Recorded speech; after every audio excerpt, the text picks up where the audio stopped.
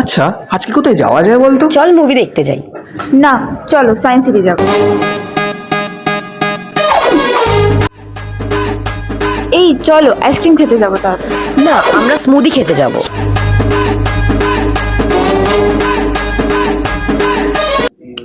আচ্ছা শোন না, বলছি এখান থেকে বেরিয়ে কিন্তু আমরা শপিং এ যাব, ঠিক আছে?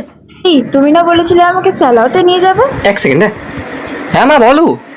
না না বাড়ি আসছি এই তো।